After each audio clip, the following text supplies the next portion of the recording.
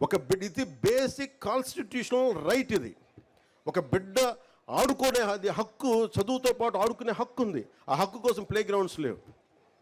నేను మీకు మాటిస్తున్నా, దాతలు కనుక ముందుకు వస్తే నేను డిప్యూటీ సీఎం ఆఫీస్ నుంచి నేను ప్రత్యేకంగా నిధులు సమకూర్చుకొని ఇక్కడ ప్లే గ్రౌండ్ ఏర్పాటు చేసే బాధ్యత మేము తీసుకుంటాం.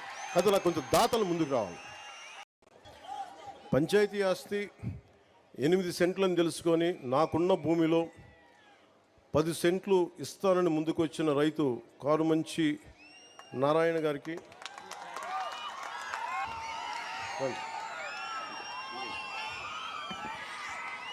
నేను ఒకసారి యాపిల్లో, మీ అందరూ యాపిల్ ఫోన్ వాడతారు కదా, చాలామంది యాపిల్ ఫోన్ తెలుసు. యాపిల్ ఫౌండర్ స్టీవ్ జాబ్స్ ఒక ఇంటర్వ్యూ చూస్తా ఉన్నా. ఇంటర్వ్యూ చూస్తామంటే ఆయన అడిగింది అంటే, నీకు ఏదైనా కావాలి అంటే అడగాలని. ఆయన చిన్నప్పుడు నేర్చుకునేటప్పుడు ఏదో ఒక సర్క్యూట్ బోర్డు కోసం ఎవరిని అడగాలంటే ఐబిఎం ఓనర్ని అడిగాడు. ఎలా అడిగామంటే, నాకు తెలియదు, నాకు ఐబిఎం బోర్డులో మీకు చిప్స్ ఉంటాయి, నాకు ఏదైనా పంపించండి, సర్క్యూట్ బోర్డ్స్ పంపించండి అని ఆయన ఫోన్ చేస్తే ఆయన వెంటనే రెస్పాండ్ అయ్యి పంపించండి. ఈయన స్కూల్ విద్యార్థిగా ఉన్నప్పుడు.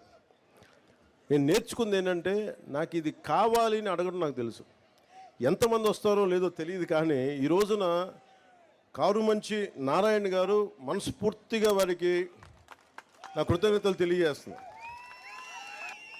అంటే నువ్వు అడగాలే, కానీ నేను చెప్తున్నా, మీరు ఇవ్వండి స్థలం, మీరు ఏ ఉద్దేశం కొద్ది ఇచ్చారో దాని ప్రారంభోత్సవాన్ని మీ పక్కనే వచ్చి నేను కూర్చొని ఆ రోజు వస్తాం. మీరు ఇచ్చిన భూమికి మేము సద్వినియోగం చేసేలా, రాష్ట్రం అంతా మీకు గుర్తింపు వచ్చేలా, ప్రభుత్వాన్ని ద్వారా ప్రత్యేకంగా మీకు గుర్తింపు వచ్చేలా మేము మీకు గుర్తిస్తాను మనస్ఫూర్తిగా తెలియజేసుకుంటూ కారుమంచి నారాయణ గారికి మనస్ఫూర్తిగా నా ధన్యవాదాలు తెలుపుకోండి.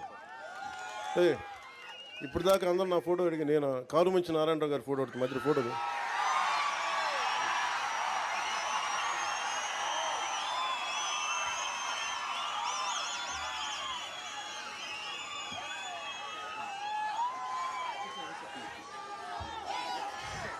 నీకు ఏదైనా కావాలంటే అడగండి, అడగడం నేర్చుకోండి. ఇస్తారా లేదా పక్కన పెడితే, నిజంగా మనసు కదిలితే, మన సంకల్పం మంచిదైతే, మన సంకల్పం 10 మందికి మంచి జరుగుద్దంటే చాలామంది దాతలు ముందుకు వస్తారు.